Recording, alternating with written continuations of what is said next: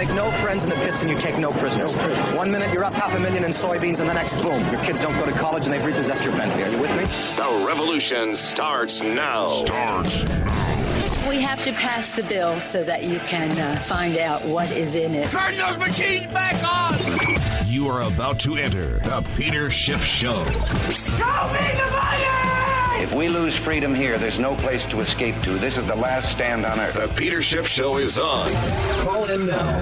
855-4-SCHIFF. That's 855-472-4433. I don't know when they decided that they wanted to make a virtue out of selfishness. Your money, your stories, your freedom. The Peter Schiff Show.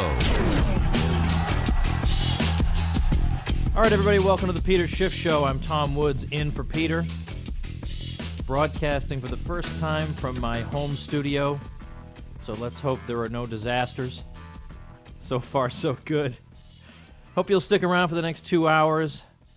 As always, I've tried to come up with some good guests to keep us occupied, get us thinking, and we've got a favorite of the show has come back, Jeff Tucker, author of one of my favorite books ever, It's a Jetsons World. Jeff is one of these people who, like me and like many listeners of this program, is annoyed beyond belief at how people take for granted the veritable miracles the market economy makes possible on a daily basis. Just take this for granted, and then people spend all their time griping about the market economy. Not one smidge of gratitude whatsoever. So I'm going to talk to Jeff about a whole bunch of things. Jeff is now the president of Laissez-Faire Books. So we're going to talk about, so he takes a job with a publishing firm at a time when traditional publishing is about to go into the toilets. We're going to talk to him about what do you do in the publishing world in the 21st century. But we'll also just talk about all kinds of things related to the market economy and ungrateful wretches and the like. But before that, we'll be joined by author Bill Kaufman. Now, if you haven't heard of Bill Kaufman, don't turn your dial. Don't go off and have your breakfast. Get your breakfast and bring it in, so that you can listen in to this program. Because Bill Kaufman is, let's put it this way. I can't believe I have to live in a world where Bill Kaufman is not a household name. He's the author of 9 books, all of them very important, beautifully written. I'm envious of his writing ability, and I say that of relatively few people, because these days we have a whole lot of people who write blogs and write all the time, and we kind of wish they didn't. But Bill is not one of those people. He spoke at Ron Paul's incredibly wonderful Rally for the Republic in Minneapolis in 2008, which was the greatest example of political theater in my lifetime. So we'll be talking to Bill about a whole bunch of things. Bill's a radical decentralist, of whom we have very few in this country, but we ought to have more. But I want to start off here in my little freestyle moment here, talking about Paul Krugman. I'm sorry to spoil your morning, but I'm going to make good on it with Tucker and Kaufman later in the show. As always, I welcome your calls at 855-4-SCHIFF. That's 855-472-4433. Good thing I've got that number memorized, by the way. I just did that offhand. As I was saying the numbers, I thought, oh, good grief, I hope I remember it. All right, so in any case, by all means, call in. Let's talk all kinds of things we can talk about. I want to start talking about Paul Krugman. And I'm going to talk about him. Doesn't matter the calls that come in. I'm going to finish this point about Krugman. Now, we all know who Paul Krugman is. You guys listening to this program, you wish you didn't know who Paul Krugman was, but too late. That train has left the station. What I want to talk about is every single time Paul Krugman opens his mouth about Herbert Hoover and the Great Depression, he's lying. Or, okay, he's not technically lying. This is what's brilliant about Krugman. He's not a dumb guy. Is that he will say things a lot of times that aren't outright lies, that in a very, very technical sense may be true. But it would be like me saying an elephant and a grasshopper are basically the same size. Now, that's not true. But if I were comparing them to, say, the planet Jupiter, well, then basically by that standard and on that scale, an elephant and a grasshopper are basically the same size. But nobody would assume that's what I meant when I said it. So, this Krugman is like this when he's talking about the Depression and Hoover.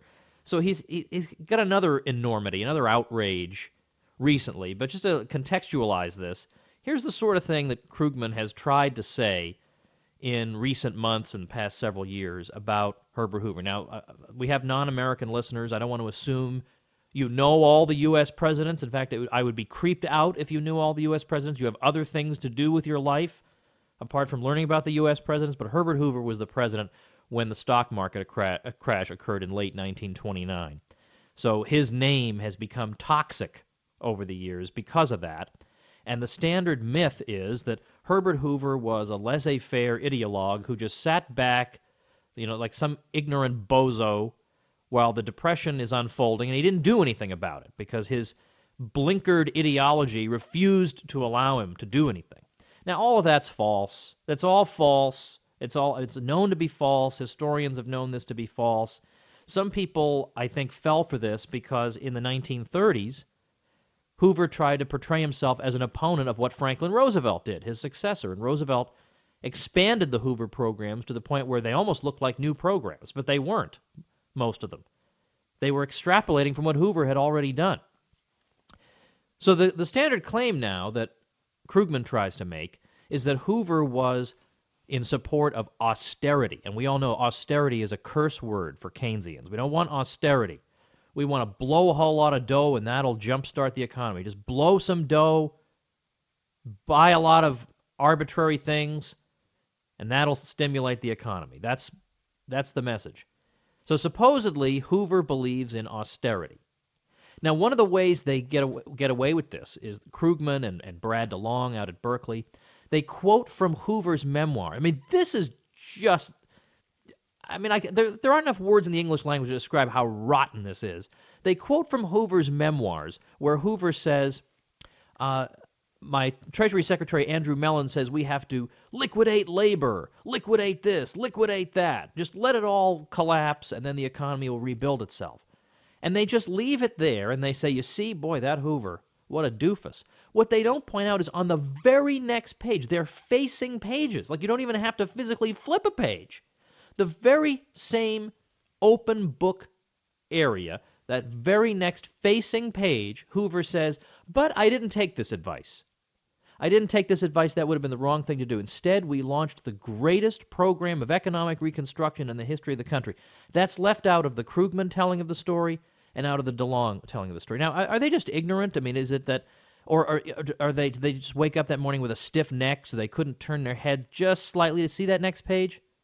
I mean, you're free to believe that. I suppose that's a point of view, but I'm not so optimistic about their motives in that case. So the claim becomes Hoover slashed spending, and of course, well, what happened? The Depression got worse and worse, so we all know that's not the right thing to do. Well, it turns out that Hoover didn't slash spending. I mean, you look at the deficits as a percentage of GDP, fiscal year 1933, the deficit was 4.5% of GDP. Now, let's put that in context here, if that number doesn't mean anything to you. Think about George W. Bush. Now, he was not known as an austerity guy, I think, even by Krugman. In fact, Krugman complained in Bush's first term that he was engaging in reckless tax cuts when he was starting a war. And yet, what was the percentage of GDP of the Bush deficits? Admittedly, very large deficits. What was the percentage of GDP? First fiscal year under Bush, 1.5%, then 3.5%, then 3.6%, then 2.6%. So in other words, a president Krugman himself admits was a spendthrift, actually had lower deficits as a percentage of GDP than Hoover, who was supposedly the guy who cut spending. It's unbelievable. We got so much more to say about Krugman on the other side of this break.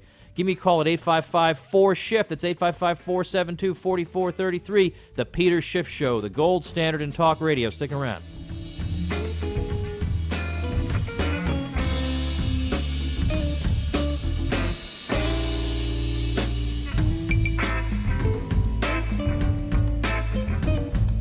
The Peter Schiff Show.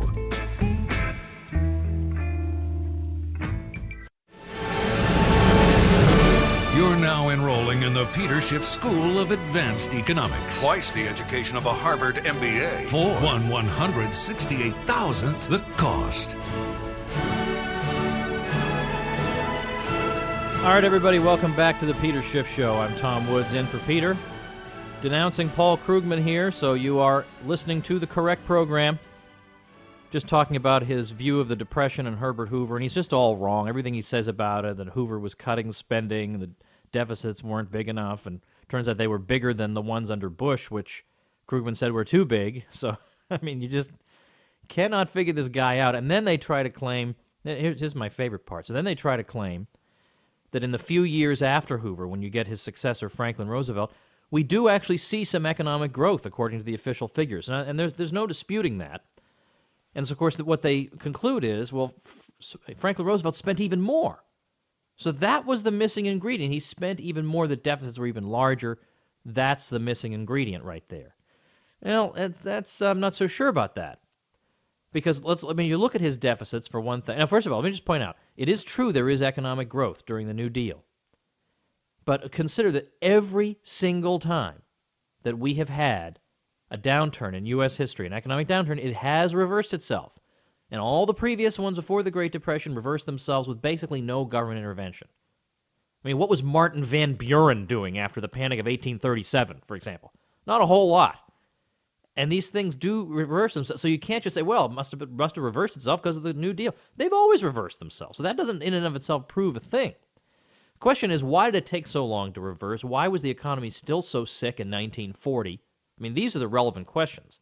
But anyway, if we look at the supposedly huge deficits of Franklin Roosevelt, well, it turns out you look at, let's say, the first few fiscal years under Roosevelt, and you average what percent of GDP were the deficits in those years. It comes out to an average of 5.1%. So fiscal year 1933, which was a budget that Hoover was responsible for, that's 4.5% of GDP. That gave us, supposedly, according to the Keynesians, that's responsible for giving us the worst economy in the history of the country. But all you have to do is bump it up 60 basis points and you get great sustained growth. Well, that seems, as my friend economist Bob Murphy puts it, that seems like rather a subtle result, doesn't it? I mean, it seems implausible that this very small change could be responsible for this great turnaround. Well, anyway, this whole thing I think is fun and interesting to listen to in and of itself, but it's just preparatory to a small point I had. My small point is much, much briefer than this whole setup, but I love the setup. It's an important setup. So what I want to mention was what Krugman said just the other day. Again, he can't help himself, right? I blogged about this at tomwoods.com. Can't help himself, right? So he says in the New York Times, he said that the Republicans are just dead wrong because they think he's criticizing the Republicans for supposedly wanting to cut taxes, particularly on the top marginal rates.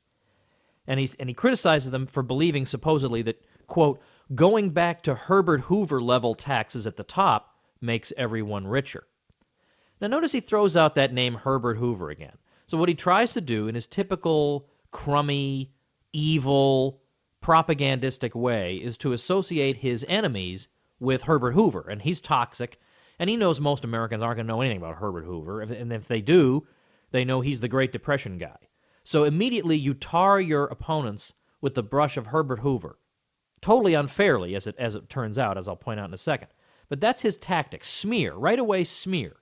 He can't just say, the Republicans think lowering taxes on the rich will make us more prosperous, but here's why that's wrong. Okay, that's how an honest person would do it. But he tries to throw in Herbert Hoover. These are not Herbert Hoover's tax rates. I mean, Herbert Hoover, here's the deal. When Herbert Hoover takes office, the top marginal tax rate is 25%. Now, why was it 25%? Was it because Herbert Hoover lowered it to 25% because he was a laissez-faire ideologue? No, it had been lowered to 25% first by Warren Harding, who got it down to 40%, and then by Calvin Coolidge, who got it to 25%. He inherited that. It's not like it was his. So what Krugman could have said was, gosh, the Republicans want to go back to the marginal tax rates of the roaring 20s. Well, of course, he wouldn't put it that way because that sounds like it might be a good idea. So instead, he associates it with Herbert Hoover. When Herbert Hoover gets the chance, when he starts fiddling with tax rates, what does he do? He raises them all. He raises tariffs, excises, corporate taxes, gift taxes, and the income tax, including the top marginal rate, which goes from 25% to 63% under Hoover. That's what you had going into 1932, the worst year of the Depression. That's what you had. You had Krugman's policy today. Now, Krugman will say, oh, things are different or whatever. Yeah, things are always different, right? It's always different. Anytime you see a contrary historical episode, there are 28 reasons why it doesn't disprove Keynesianism. All right, fair enough. But when they keep piling up, you have to start wondering. So the exact opposite of the truth. The real Krugman, that's a interesting Freudian slip. The real Hoover tax rate wasn't the low one. It was the one that Hoover actually brought about, 63%. And then you had pretty bad economic performance. So the data actually shows the opposite. To the extent that you can draw conclusions just from raw data in economic history, it's not showing what Krugman wants it to show. All right, I got that out of my system. I appreciate your patience, everybody. I want to go to Robert in San Jose. I think we've spoken on this topic before. Robert, welcome to the Peter Schiff Show. Hi, thank you. Good morning, Tom. Thanks for taking my call again. My pleasure. I had let my coworker borrow my copy of von Mises' Interventionism last week, and so he started reading it, and he mentioned to me yesterday that he's kind of reserving judgment until he sees how von Mises deals with the commons and how, I guess, free market economics deals with the commons. And according to my coworker, as my coworker sees it, he's a very smart guy. He views a lot of contests between liberals and conservatives as an argument over how to deal with the commons. Okay, now let me just make sure we're defining our terms. When you say commons, you don't necessarily mean common property. Do you mean externalities, like how do we provide roads? How do we take care of air pollution? Is it that sort of thing? Yeah, that sort of thing. Okay. Yeah. And so I had mentioned to him, I don't believe von Mises goes into that in the book Interventionism. But I told him, I heard you on the radio say a couple of weeks ago that your solution would be to have no commons, to get everything under private ownership. And you had mentioned that even the Native Americans understood this idea. Yeah.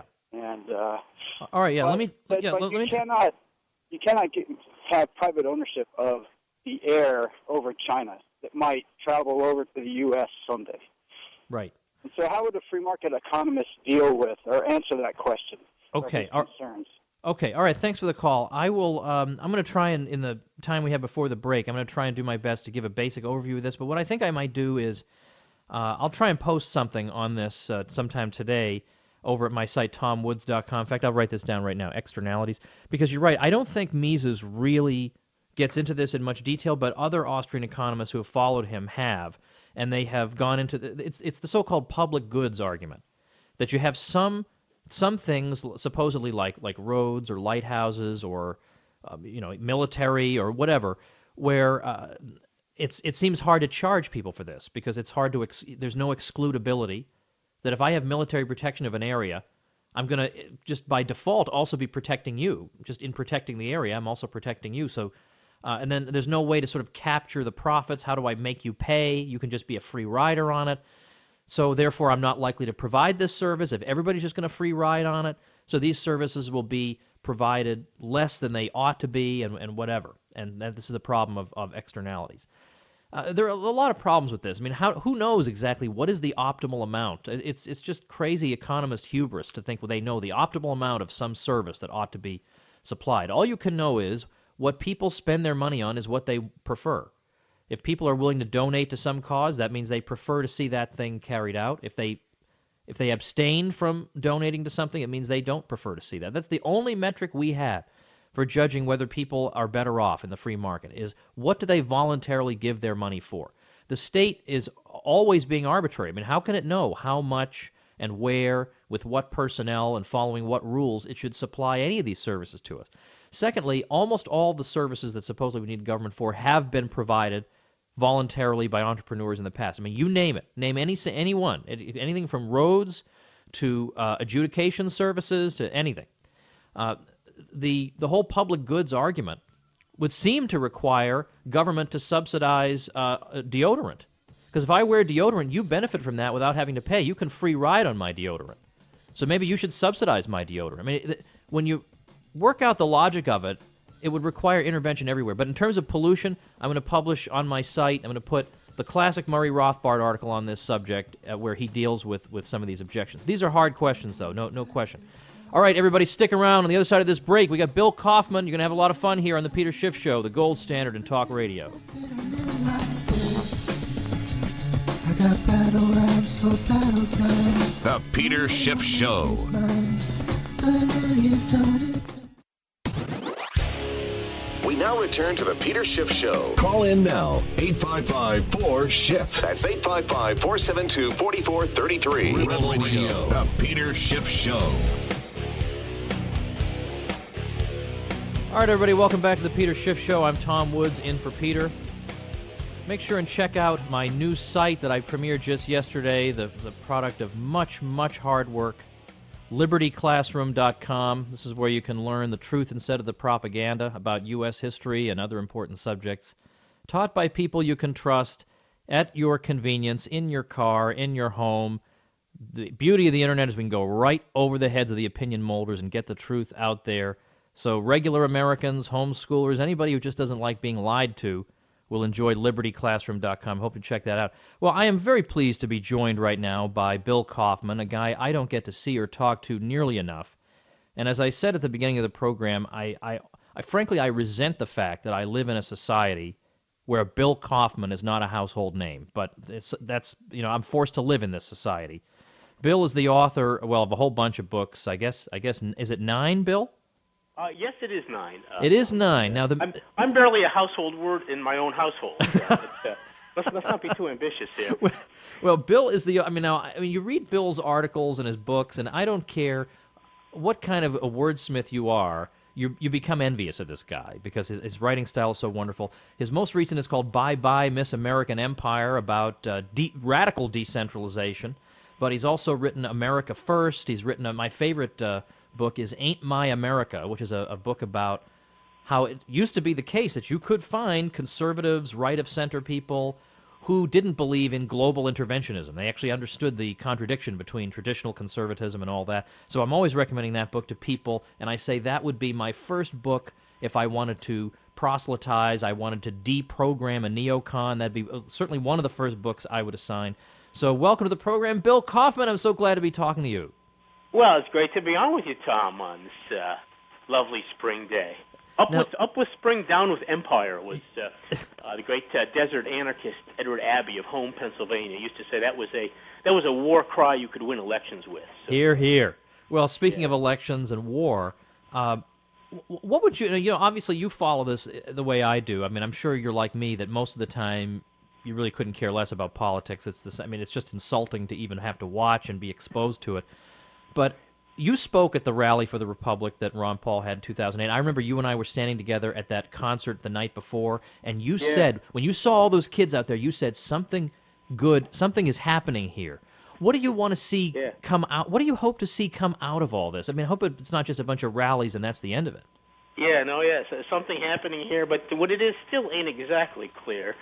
I don't know. We're seeing the resurgence of certain strains and tendencies in American politics that have been pretty well buried.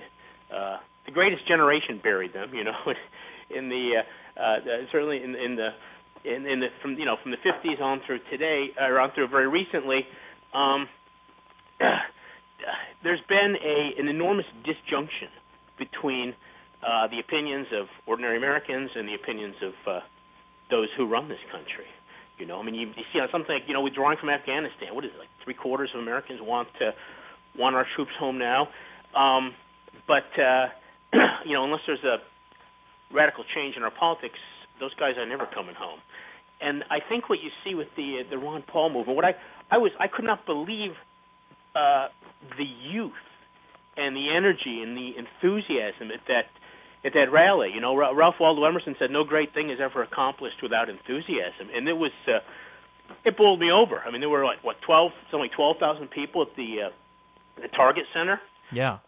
Which I still remember that because I'm writing my talk and I'm sort of about to go on, and I look out at the crowd and I think, geez, if these jokes bomb, I'm going to know the sound of 12,000 people not laughing. And it turns out you were like you're one of the best ones of the day. And let me also point out what a feat that was, because all the hotel space and all the rental cars and everything had been taken and reserved for months for the Republican convention down the street. So it was a veritable miracle to get all those people to Minneapolis. It was, yeah. We I stayed in a bed and breakfast about 30 miles outside of. Bill, I wouldn't expect anything other than that. Bill Kaufman is not staying in the Hilton. Bill is staying in a local bed and breakfast.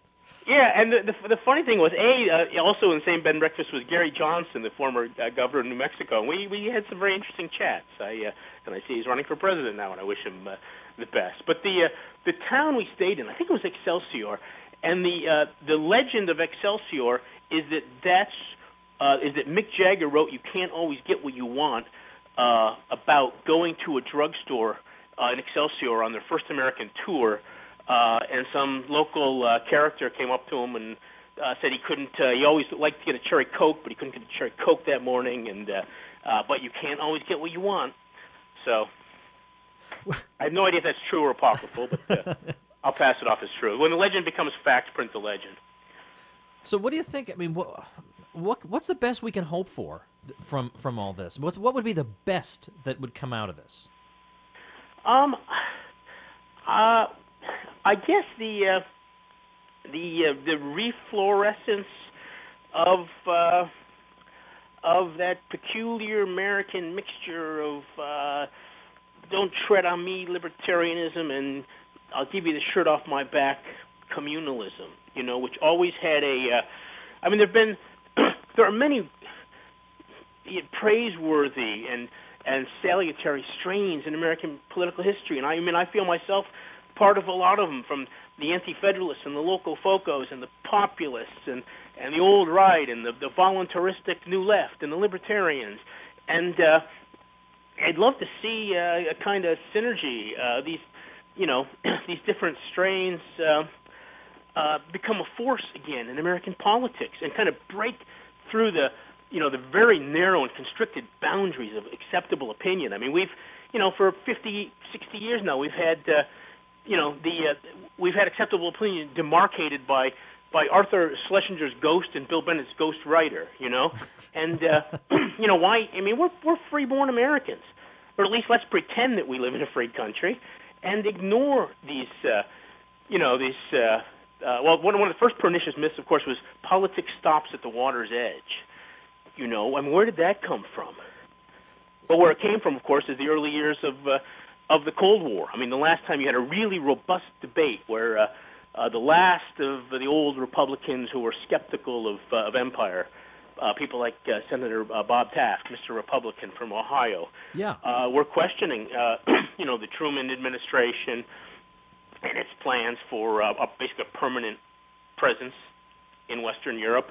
And rather than engage Taft, as well as some of the independent leftists who were opposed to these policies, rather engage them on the merits of the policies, you call them names, you try to taint them with, the stain of disloyalty, you're un-American if you disagree with U.S. foreign policy.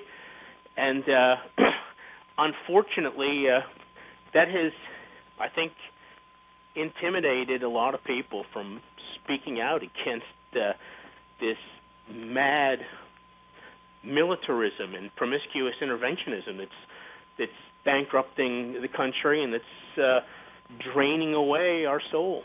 Well, it's so funny. I'd love to see that. That's a long, very circuitous way of answering, but I'm kind of Mr. Digression. But that's I would hope that the Ron Paul movement, after this election's finished, and I assume this is Dr. Paul's last campaign, I hope that it doesn't dissipate all that energy. I mean, obviously one.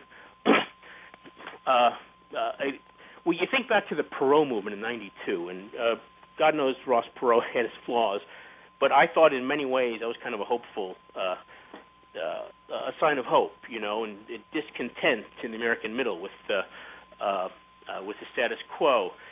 And yet, after '92, the guy gets 19% after running a rather eccentric campaign. There's a third-party candidate, and there are all these institutional barriers to third-party candidates, ballot access laws and such. And yet, it all just scattered, and the air went out of the balloon after that. And it's important that not happen to the Ron Paul movement. Well, as you say, you don't want it to become institutionalized in kind of a boring beltway way. but somehow you got to keep it up, and again, it can't be tied exclusively to Dr. Paul either, who's done a lot of noble work, but the danger with anything that smacks of a cult of personality is that once the personality's gone, the movement disappears. So right. No, it's important that new Ron Pauls. It's a very difficult balancing act, not for it to become ossified into some horrible beltway disaster fiasco, but at the same time, you have to herd everybody together in some sort of way. When you mentioned Ross Perot, I wasn't a huge fan of his, but what I liked about him was that he, as Lou Rockwell says, he was unowned, and that's what really seemed to scare people. As soon as the New Republic compared him to Hitler, I thought, all right, now we're in business. He must really be scaring them. That's the way you know. As soon as you're compared to Hitler by the New Republic, you have arrived. And now, by the way, what I refer to, I call it the Biden to Romney spectrum. That's the spectrum of allowable opinion. From Joe, and I like to use Biden instead of Obama because I feel like Biden just personifies mediocrity.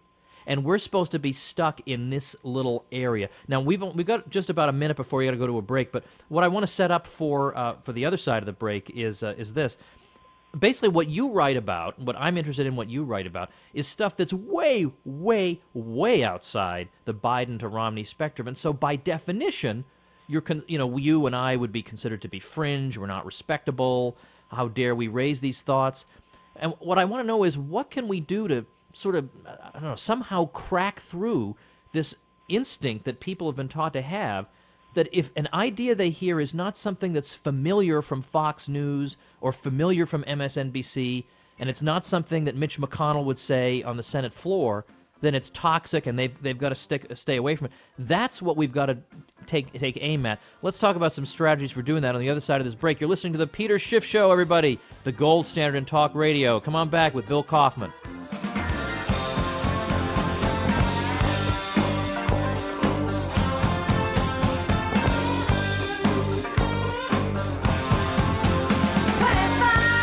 The Peter Schiff Show.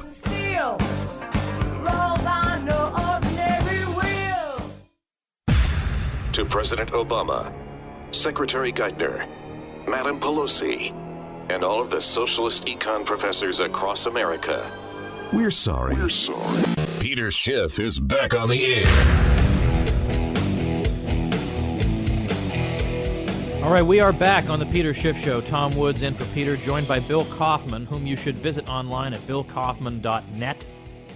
Last name Kauffman. All right, Bill, so what are we going to do? I mean, here's one tiny, tiny example of the sort of thing that you would think, if we were just dispassionately looking at the issues, this would be allowable and we would be talking about. Just one tiny, tiny thing.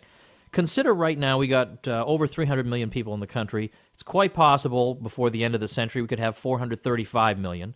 That would mean every single member of the House of Representatives represents 1 million people. Now, obviously, I don't think political representation means a darn thing to start with, but representing 1 million people, this is absurd. And you would think, well, gee, gosh, you're right. That is common sense. Well, what are we going to do? The scale is just absurd, vastly, vastly out of proportion. But yet, if you were even to raise that, to raise the issue of scale or size in political order, is like, they look at you like you have 3 heads. But on the other hand, it's perfectly okay after 9/11 to go attack Saddam Hussein. Like, that's considered mainstream and normal, and a lot of good arguments for it. But there's nothing to be said for decentralism. Okay, what's the cause? Why are people thinking this way, and how do we break out of it? Well, let's take your excellent example of scale and representation. Actually, there was one political figure who raised that point. That was Senator Eugene McCarthy, who was a very interesting kind of constitutionalist liberal, who of course ended his last couple of decades was a complete outlier and pariah in American politics.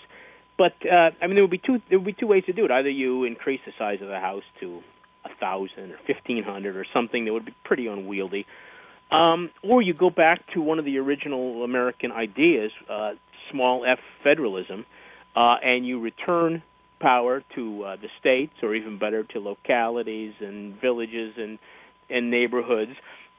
And so then it wouldn't really matter who your federal representatives were anymore. obviously both of those ideas to some extent at this point are non-starters. But I'm a decentralist both philosophically and also practically. And I found I moved back to my hometown 20-some years ago, and kind of threw myself into activities in the old, following the old Booker T. Washington admonition to cast down your bucket where you are. And I find that if you're speaking to people as neighbors, they often respond to these points, and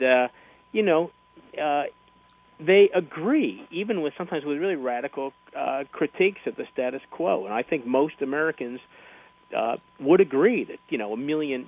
Right now we have 600-some thousand persons for each representative. It's ridiculously large, and the problem is how do you translate this, or how do you somehow get this into the national conversation? And I'm not really sure how you do it other than by injecting it into local conversations. The American culture ideally is kind of the sum, but also somewhat greater than the sum of all the 1,001 little individuated cultures. And ideally, American political discourse would be the sum of all these local discourses. It was to some extent in the 19th century. We always talk about the liberating effects of the internet, and I'm a little skeptical, but one would certainly think that it's easier to make one's voice heard today, thanks to the computer, than it was, say, in the stultifying, IBM Pentagon world of the 1950s. So, I think any kind of revolution is going to have to come from the grassroots, which is where it should come from. And I think that the political expression of that would be a kind of radical decentralism, which could be as mild as just restoring small F federalism. But the problem is, we should let Utah be Utah and let San Francisco be San Francisco. But a lot of the busybodies who are active in national political discussion, there's no way, they'll throw their bodies down in front of the decentralist train if they have to, try, people talk, a lot of Republicans sometimes talk a good game about, returning powers to the states. Well, California, let California try to legalize marijuana, and you'll see the state invaded by the minions of the DEA and Department of Justice. No, you're right. You're right. They can be free to do what we want them to do. And one thing that encourages me is I think you're right that the only way you can do this is just by talking about these ideas, not shying away from them, but talking about things and boldly talking about things that are outside Biden to Romney. But my great example, this is not something that's grassroots. It's the opposite. It shows how elite opinion can make things work, and we can use that ourselves. Think back to the Elizabeth Dole presidential candidacy. Who in his right mind was saying, who would make a great president? Elizabeth Dole. Now, of course, nobody. But then all it took was like 3 mentions on Sunday talk shows, and then everybody was all talking about, gosh, who I've heard would be pretty good? Elizabeth Dole. So now we don't have access to the media like that, but we do have let me switch gears here because we only got a couple minutes left, and I do want to just get your thoughts, though, as a decentralist on the question of the internet. Because on the one hand, I can see you'd be skeptical, computer, and it's not a real community and everything, but it makes possible the most radically decentralist transmission of information that we've had, and it's bringing down the New York Times. How can we be against that? Tom, I got to say, I'm still smitten with the thought of Elizabeth Dole here. Sorry to mention it. I cried when she withdrew. Actually, she's a funny example of the whole decentralist question, because you remember her husband, who was taking, had to take we know what he had to do, right? To perform with her. But anyway, when he ran in 96, he claimed to have a copy of the 10th Amendment in his pocket, right next to his medicines, I suppose. And, of course, Elizabeth Dole's worst contribution to American political life was when she was Reagan's Secretary of Transportation, and her baby was the national 21-year-old drinking age, essentially, threatening to withdraw transportation funds from any state that didn't knuckle under to Washington and jack up its age to 21. So you can see how how deep his commitment to the 10th Amendment was. Well, and Bill, this is unfortunately, only the case with Republicans. Unfortunately, I'd love to keep going. And if I didn't have another guest coming on at the other side of the break, I would keep you on for another segment. But I'm afraid, believe it or not, we have to wrap things up here. It's like the greatest tragedy of all time, unfortunately. It went too fast. But you know what? We got to get Bob Schiff talking about Tom Woods for president. How about that? If they can get Elizabeth Dole. Right. All right, listen, Bill Kaufman, thanks a lot for being with us. Hey, sure, Tom. Thanks. All right, everybody, that's Bill Kaufman. You got to check him out, billkaufman.net. Google him, read his stuff, go to Front Porch Republic, Google that, Front Porch Republic, where he blogs. Great site. All right, coming up on the other side of the break, Jeff Tucker, the great Jeff Tucker. If you're not convinced that he's the great Jeff Tucker, you just wait a few minutes, you'll see for yourself. Stick around here on the Peter Schiff Show, the gold standard in talk radio.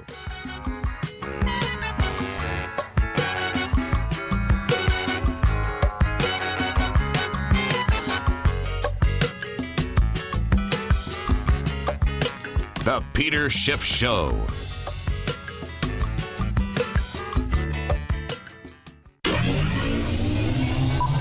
Make no friends in the pits and you take no prisoners. 1 minute you're up 500,000 in soybeans and the next, boom, your kids don't go to college and they've repossessed your Bentley. Are you with me?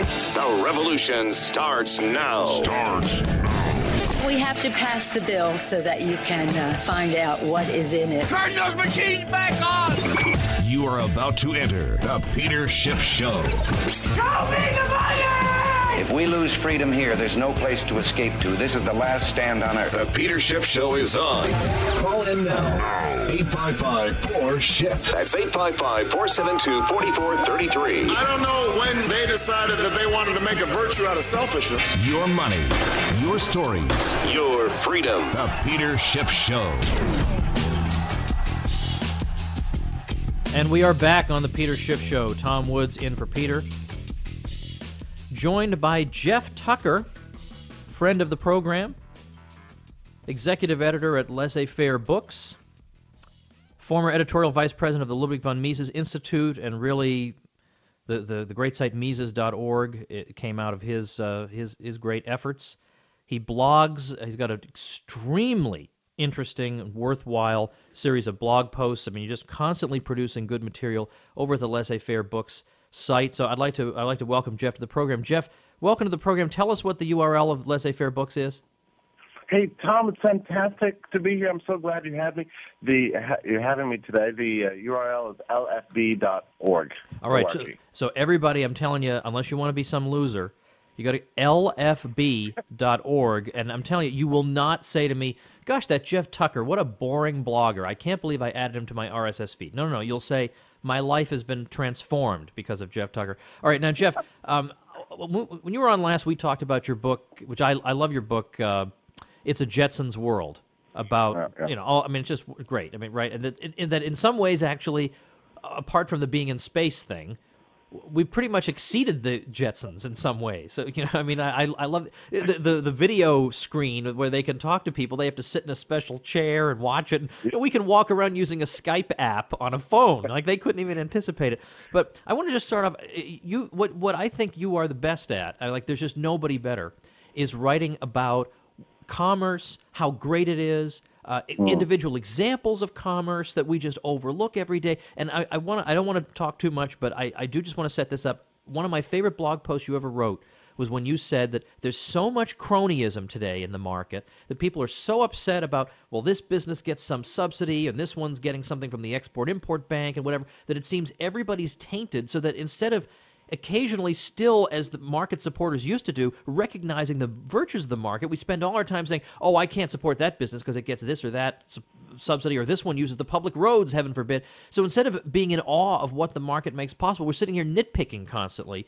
So give us some good news here. What have you been writing about lately that might be of interest to us, where you've found stuff that we're just taking for granted that's actually, frankly, a veritable miracle? Yeah.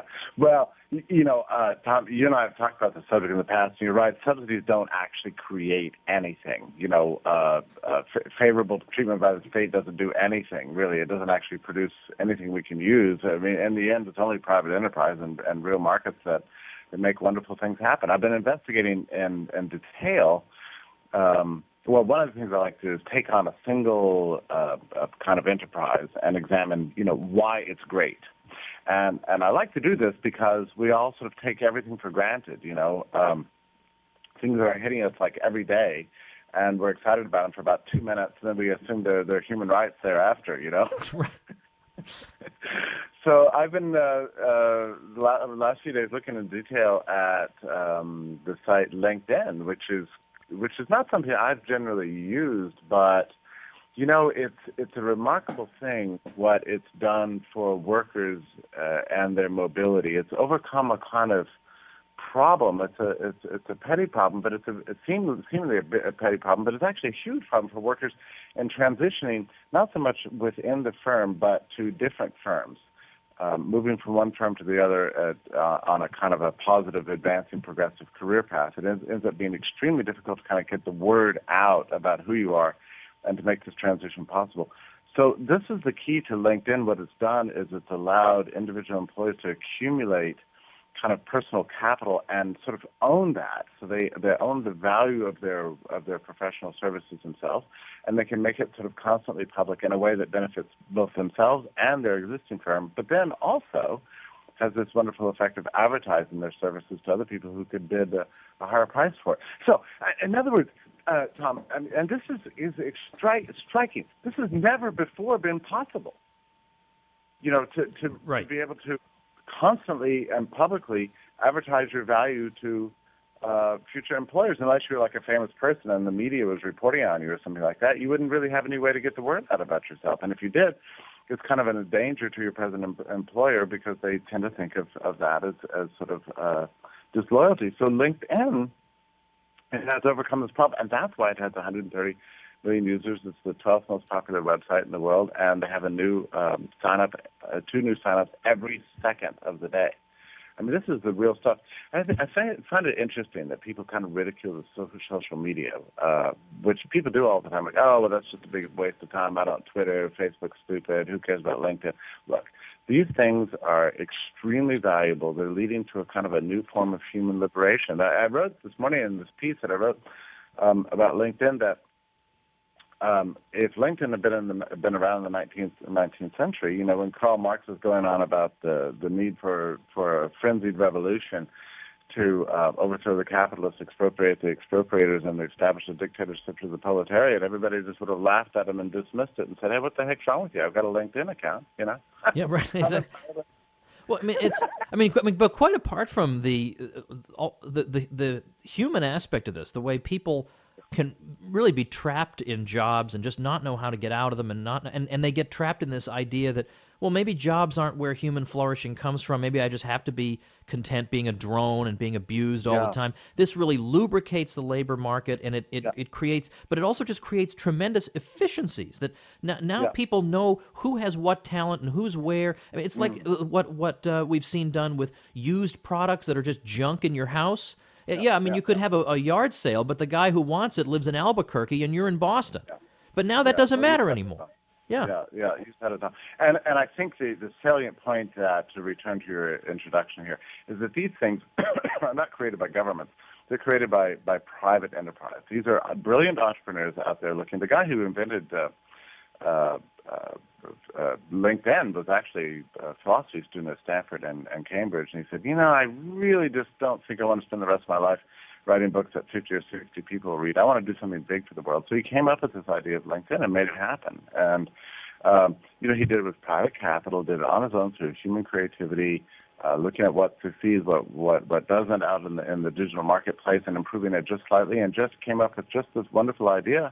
And it's had this gigantic effect. And look, compare the effects of this one website, this one technology, with all this stupid government jobs programs that have been going on for the last 80 years, which haven't done anything. It's squandered billions of dollars. In fact, led to massive high unemployment, made the labor marketplace stickier than ever, and young people have a hard time getting jobs right now. So this one website has done more than all the government programs ever. It's funny. Our mutual friend Mark Thornton told me once that he was looking into in Alabama the job training programs there, and one year he wanted to know how many people went through this program and then got a job in the area they were trained for, and it was like 1 or 2, or it might have even been 0. So, yeah, the track record is not good. All right, Jeff, stick around. I want to talk about how do firms adapt in this crazy, constantly changing market, particularly yours. How does publishing survive in the 21st century? That's next on The Peter Schiff Show, the gold standard in talk radio.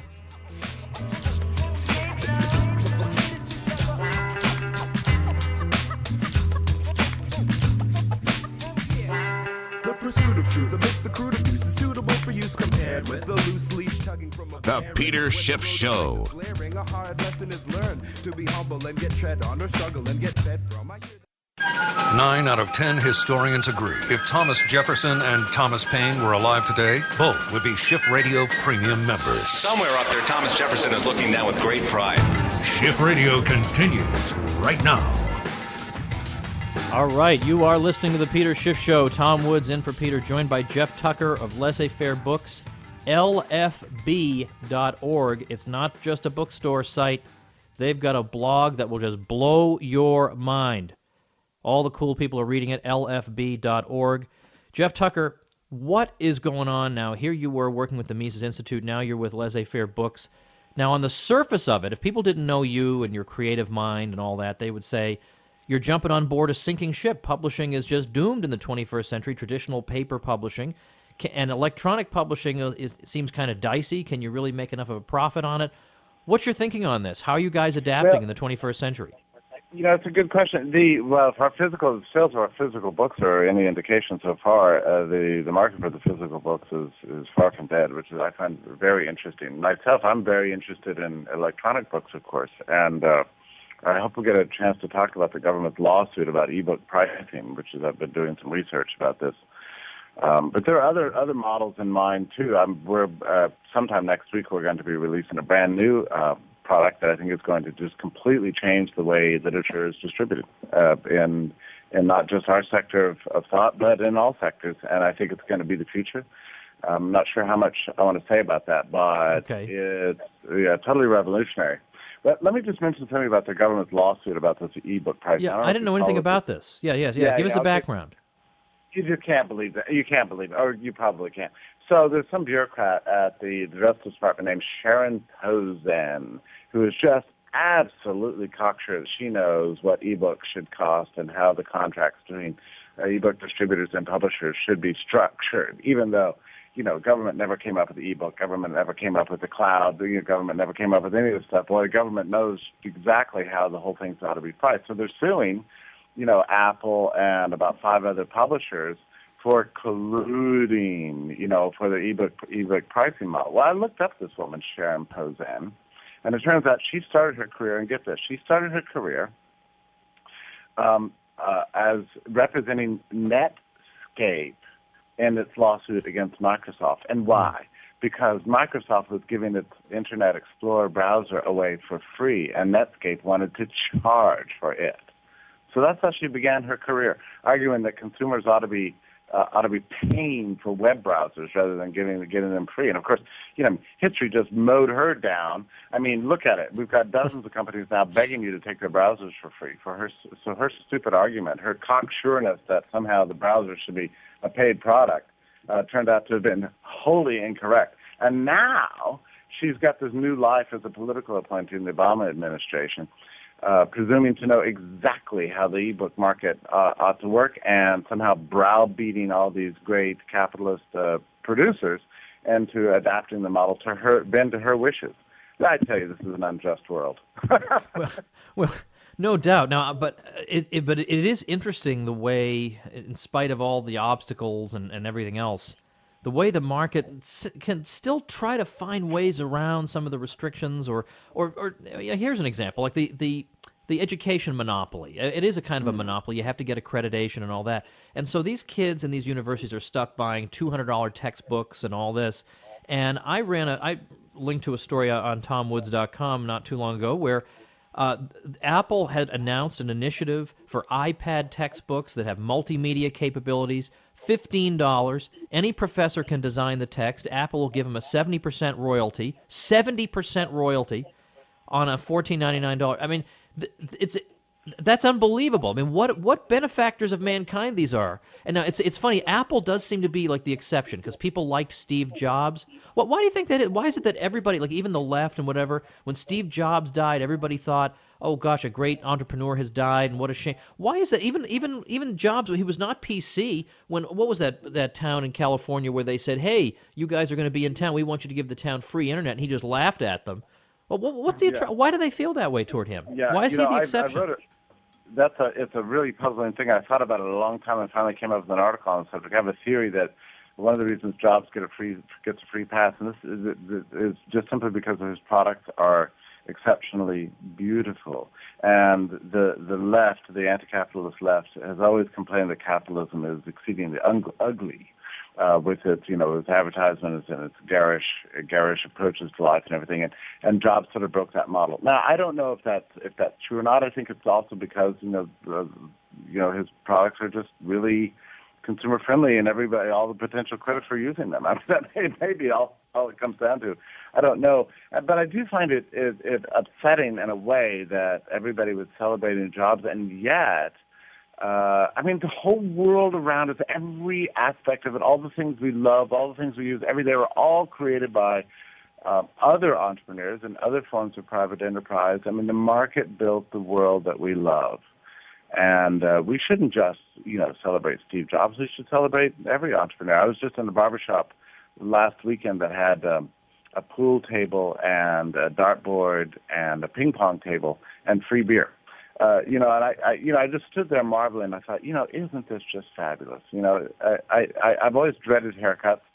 For the first time in years, I'm actually excited to be here. I played a game of ping pong, threw some darts. I thought, isn't this great? They're here to serve me. I mean, it's a glorious system. We're surrounded by more servants than any king, in the history of the world. And those servants are all working through capitalistic free enterprise. It's a beautiful system of social cooperation and dedication to the well-being of humanity. I mean, what's not to love?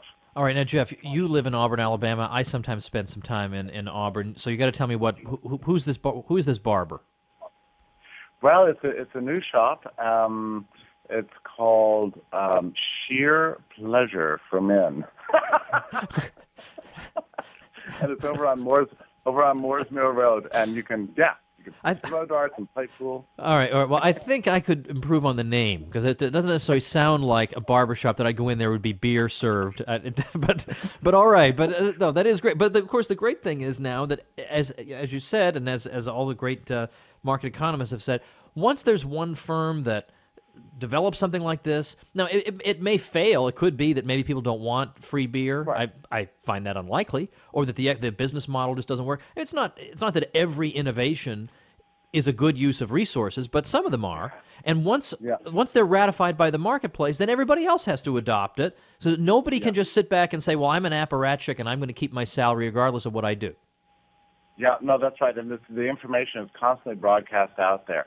Here's how to improve your product. We're coming to get you with our new fabulous thing. And nobody can sit and rest. I mean, there's not a single day that a good capitalist can just rest and say, well, we've succeeded. We found the model that works for us. No, you can't do that. I mean, in a free market, there's no such thing as a comfortable monopolist. It just doesn't happen. I mean, there's just a ceaseless, unending testing and a struggle to do what? To be the most excellent servant possible of the people. I mean, that is a heck of a system. And this last year's Ludwig von Mises used to emphasize this point constantly because he felt like it was lost on people. And I think it's true. I mean, despite the fact that markets serve us every second of the day, we just take it for granted and dismiss it, and try to tear it down with government regulations and taxes and inflation and all the rest of it. It's just it's a crying shame, and I think it's only because people don't really understand this core point about economics, that the whole of the market economy is structured to serve society.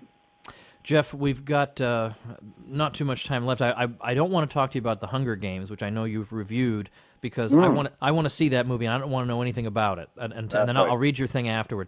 So instead, in 30 seconds, your first book was called Bourbon for Breakfast, And That's right. I would like you to account for that, please, and explain what that's about, because it's also wonderful. And you can also find, if you Google it, you can find it online. It's very easy. You should buy it so that I don't know what your royalty structure is, or maybe you did it just for a fee or just for nothing. I don't know. But check that out. Give me like the 30-second spiel. It's got to be just 30-second spiel about that. About bourbon for breakfast. So the idea here is that you should, to have a successful life, you need to think outside the central plan and do implausible things. And bourbon for breakfast turns out to be an old Southern tradition. I was served bourbon in my coffee one day when meeting an old literary scholar. I was blown away by this, and I tried it, and I thought, well, hey, this is wonderful. And it teaches a lesson, I think, for all of us, that we need to always sort of think outside the box. That's the essence of the market, too, because it's always trying the thing that stands outside the conventions. It goes outside the central plan. Exactly. And so that's why it's called bourbon for breakfast, as a way of celebrating the implausible creativity. Jeff, we got to stop it there. It's been wonderful having you. You're the best. LFB.org. Everybody stick around for more of the Peter Schiff Show on the other side of this break.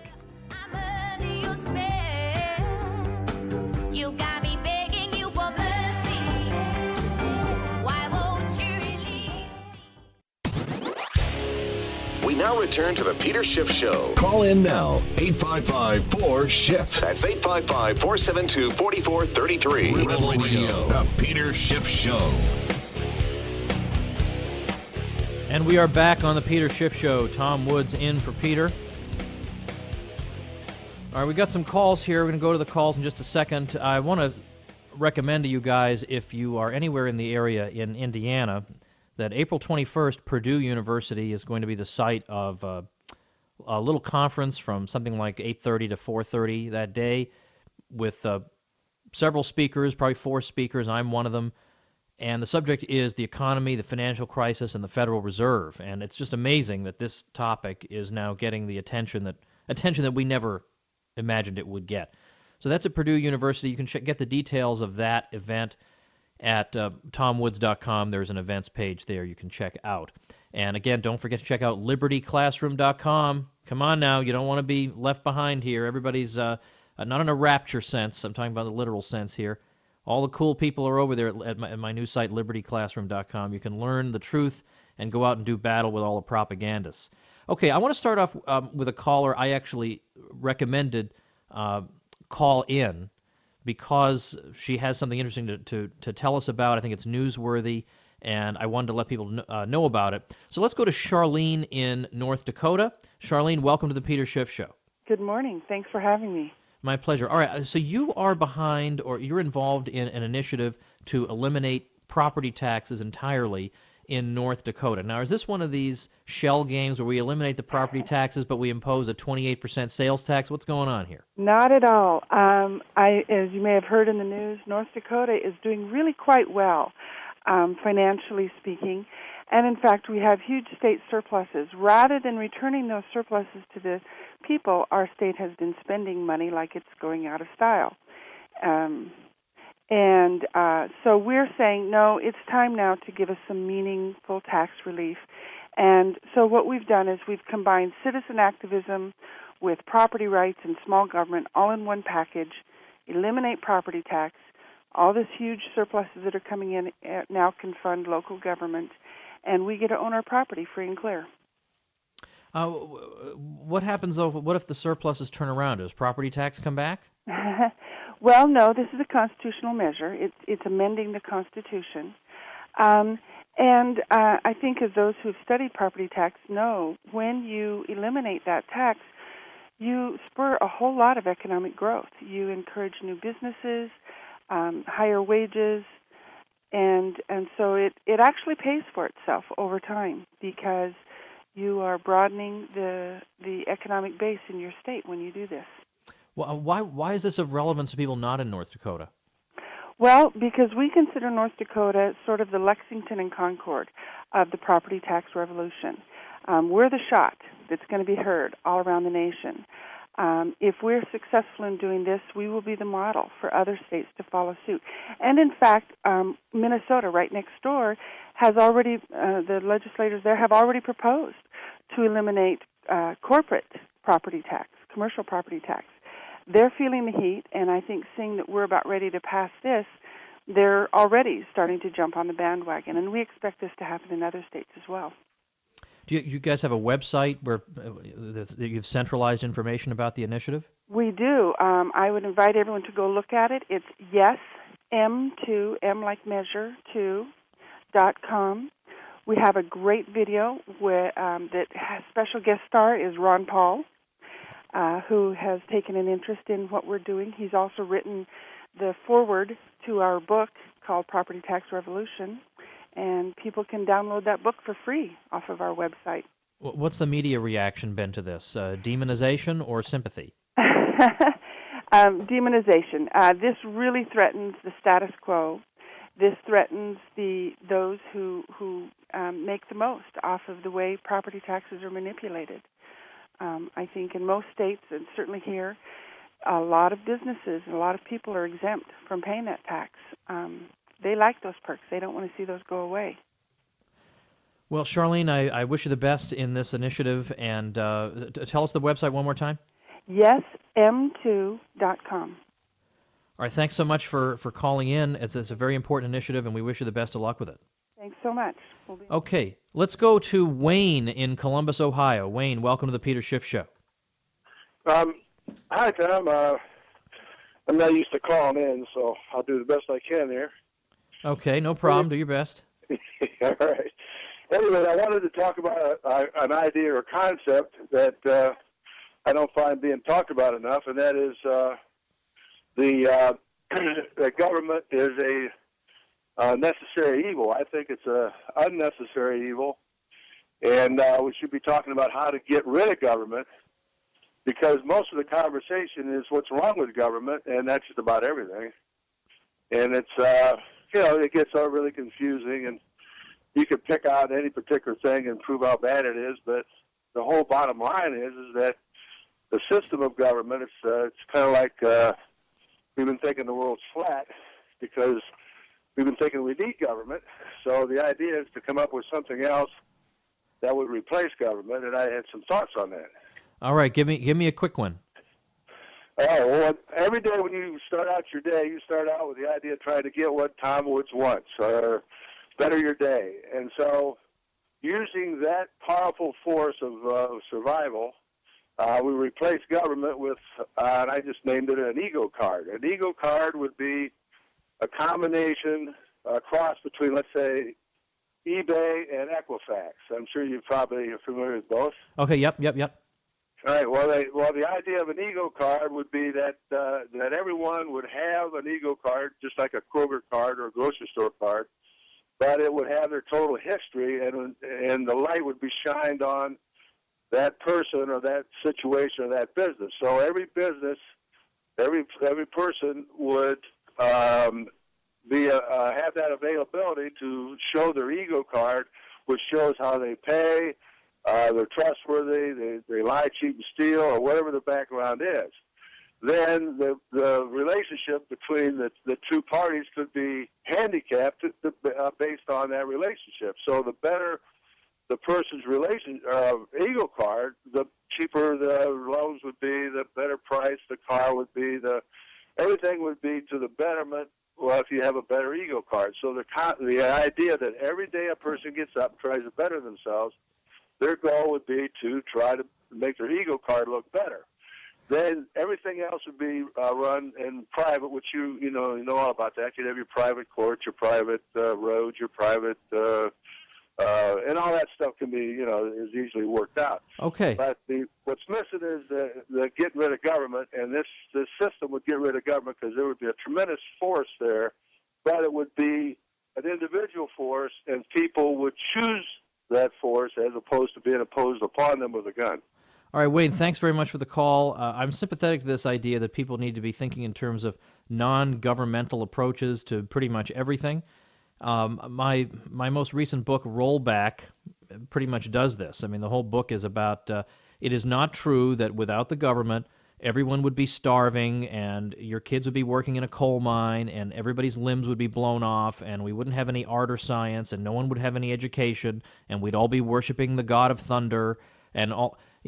all this stuff. Or workers would be falling into the grinding machine, so everybody would be eating sausages made out of some guy's leg.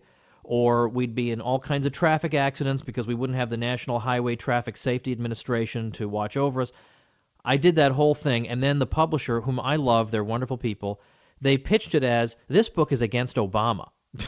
Well, duh, of course it's against the whole thing, right? Obviously, by definition, it would be against Obama. But so, unfortunately, and then all the promotional material makes it sound like the most boring book ever. Like, how was I asleep at the wheel when this happened? But yeah, Rollback basically goes into a lot of this sort of stuff, and just tries to show, it's not quite like your proposal, but the point is it tries to show that there are non-governmental alternatives, that it would be possible in a free society to go around without having to worry that you're going to be eating a poisoned sandwich, or that you're going to be treated in the hospital by some quack or whatever, that we would have no way of doing this unless we had a group of people with the power to crack some skulls. That is selling the human race short. We got to think differently. All right, let's go over to, Dan in Cincinnati. Dan, welcome to the Peter Schiff Show. Hey, Tom. Hey, I wanted to talk to you about a recent trend that I've read where employers are, quote, requesting interview candidates for access to their Facebook passwords. So not just to like them on their account, but to actually get access to their password. And the idea is that they want to monitor not just your public postings, but all pictures and private conversations and chats, etc. And I have two questions on this issue. One, do you think this is legal according to current law? And two, is this constitutional? Okay, all right, thanks for the call. I guess I'm just so out of the traditional private sector, being a kind of freelancer, that I'm just totally out of the loop on this stuff. I think this is a pretty obnoxious requirement, but I'm not convinced it's illegal. But I think, frankly, you probably need a lawyer who's up on the relevant law, and I just wouldn't be on something like this. So I'm quite happy to be corrected on this. Constitutionally, I mean, according to the original intent of the Constitution, this would be a matter for your state constitution. And if the state constitution has some provisions regarding privacy, well, then maybe they might be relevant. But I think most of the constitutional provisions are going to be dealing with what the public sector can do to you. Can the government go around fishing around in your Facebook account? And of course, the answer is they do. Like they'd be glad to. They don't even ask. At least you know what you're dealing with in the private sector. Whereas I don't think you're going to see constitutional restraints on what a private sector business could do. You could pass some statute restricting it, but I think what the way this gets dealt with is just people just refuse to work for employers like this, and they have to pay a premium, a compensating differential, economists call it, to attract people to work in such crummy conditions. I think that's basically what we're faced with. And then, frankly, more public awareness of the issue. I hate that phrase. All right, everybody, we got one more segment coming up, so make sure and give me a call at 855-4-SHIFT. That's 855-472-4433. You're listening to The Peter Schiff Show, the gold standard in talk radio.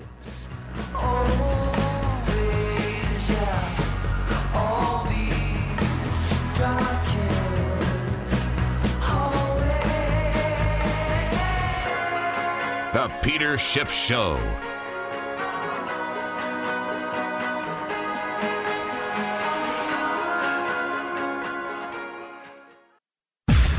To President Obama, Secretary Geithner, Madam Pelosi, and all of the socialist econ professors across America. We're sorry. Peter Schiff is back on the air. All right, everybody, welcome back to the Peter Schiff Show. It's not Peter Schiff on the air, it's Tom Woods sitting in for Peter. Here we are in our last segment. We're going to try and talk to a whole bunch of people here in this last segment. I'll try and zip through. I very much appreciate the calls. I appreciate you guys keeping me company, making this fun. So let's go to Josh in Tennessee. Josh, welcome to the Peter Schiff Show. Hi, Dr. Woods. Very nice to talk to you. Thank you. I guess I just wanted to ask you about a worst-case scenario. Let's say the establishment wins, Romney gets the nomination, and then I guess Obama proves to be even more unpopular than we think he is, and Romney somehow pulls it out. What do you think happens over the next 4 years? Well, good question, and thanks for that call, Josh. Purely speculative, of course. I mean, the problem that Romney has, in spite of the fact that Marco Rubio, whom the Tea Party people love for some reason, apparently just said the other day, look, we got a great nominee. It's going to be Romney. Let's just admit it. We're all thrilled with him. He doesn't connect with the general public at all. I mean, he seems phony. I mean, like, even his supporters have to know, kind of, like, he does come across as just plastic and phony. Like, just that one incident when he was asked on the plane, he was on a commercial plane, and somebody asked him, hey, Governor, I'm going to be in the Boston area soon, and are there any restaurants you can recommend? And he said, I'm sorry, you'll have to ask someone else that question. Like, here was his golden opportunity to be a regular human being, and he couldn't even do that. So I think it's debatable. But, okay, so let's say he gets in. Well, first of all, we're not going to see any changes in spending. We're going to see the same. We're going to see basically George Bush-style policies. We'll see, if anything, if we have another financial crisis, he won't be above bailouts, obviously. We have the same revolving door Goldman Sachs people in the Treasury and in the sensitive positions in the Fed. He has said that he likes Ben Bernanke and he likes his policies, and he's not going to make the Federal Reserve an issue. So I think we know what that means. So it's just more of the same, and more bellicosity toward Iran. And I think that's where, but even a lame duck Obama, I think could wind up being even more bellicose toward Iran. So really, the disastrous sorts of policies are likely to be more or less the same regardless. It's possible that Romney could do something about Obamacare. That's not impossible. But it would be some kind of, light version of Obamacare. And all this stuff is going to be moot when the fiscal crisis really hits the federal government anyway. They can't afford Obamacare. They can't afford the alternative to it that Mitt would propose. But unfortunately, I don't see any really super happy outcome. But we always have the voluntary sector of society. We got you, we got me, we got regular Americans who, through thick and thin, have figured out ways to get around the parasites. And that's been true in civilizations from the dawn of time. Like, people think, oh gosh, if Ron Paul doesn't get elected, then everything goes down the drain and it becomes a totalitarian nightmare and everything is just lost and whatever. I think that just is selling the human race short. The human race has gone through much, much more difficult trials in the past than it's going through right now. We will get through this one way or another. We'll figure out ways to get around these people. I would say look up agorism online, agorism, and start thinking in terms of that. That may be the only approach we can take at this point. All right, let's go to, Joe in Cleveland. Welcome to the show, Joe in Cleveland. Tom, it's fantastic to have you and Jeff on, and I can't wait to read your review of The Hunger Games. The first 10 minutes is some of the most anti-government material ever made. I can't wait to see it. Thank you. Great, and just to give you a little forewarning, parts of it are kind of upsetting, too, because it involves violence and teenagers, but in any case, it's an incredible movie.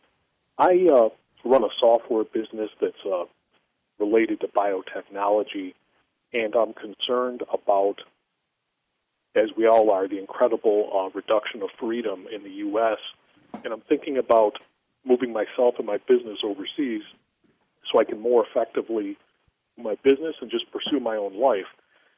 And, I see that in the U.S., we have the nullification movement, we have the Tea Party movement, and overseas freedom-loving people are pursuing a strategy that's sometimes called the perpetual traveler strategy to increase freedom. And I'm wondering which of those two approaches you think has the better chance for growing freedom over, say, the next 5 to 10 years. So when you're talking about perpetual travel, you mean somebody who never really puts down roots, so it's hard to keep track of him? Yes. For example, Casey Research somewhat supports that view, and there's also other people in the freedom movement who run blog sites that support that approach. You establish a business in an overseas country, you put your banking in a different country, and you travel between countries, usually, at least 2 to 4 each year, and therefore you basically evade getting pinned down by freedom-restricting laws in any one country. And so I'm kind of debating whether to, should I attempt to ride out this, unbelievable tyrannical storm in the U.S. for the next 10 years, or should I just go whole hog and just, go totally overseas? Okay, Joe, thanks for the call. I mean, I'm afraid I'm just not a very good person to ask. I've never, well, I mean, up till recently, I've never run my own business, so I don't know. There are so many things to bear in mind. I mean, there are pros and cons to everything, and a lot of the countries that you might think to go to have their own problems. I mean, you could think about Singapore, but if you're worried about civil liberties, I wouldn't go to Singapore. So there are going to be pros and cons no matter where you go. At least here you've got familiarity with the culture. You're fluent in the language. You've got advantages that you wouldn't have so much in other countries. Now, at the same time, I have a friend who is insisting that in what we euphemistically call the developing world, there are a lot of profit opportunities for new businesses. Like he's opened up a string of, or at least a couple, sushi restaurants in Senegal. Now, there weren't any in Senegal, so he opened them, and he's making huge profits doing it. Now, it's going to take a while to recoup his initial investment, but it's doing fantastically well. He imported sushi chefs from France to come in and teach his local chefs to prepare the food. So there are ways you can profit by just opening up stuff in some of these countries. But in terms of taking your existing business and moving it, well, I'd love to ask Doug Casey that. In fact, I was going to have him on today. He's in Paraguay today, and so he couldn't make it. And I didn't want to be a wise guy and say, I'm pretty sure they have telephones in Paraguay. I didn't, it is Doug Casey after all. But I'll try and get him on. Next time I'm on, I'm going to try and get him on. And we'll ask questions like this, because I'd love to know the answer. I'd love to know all the sorts of things you poor souls are facing and what the factors are that we need to think about when making a decision like that. All right, everybody, that's it for today. So make sure and check out libertyclassroom.com. I'm telling you, you're not going to be disappointed with that. And also follow me over at tomwoods.com so you can check me out on Facebook and Twitter and all that. Stefan Molyneux hosting the show tomorrow. Check it out. See you guys later.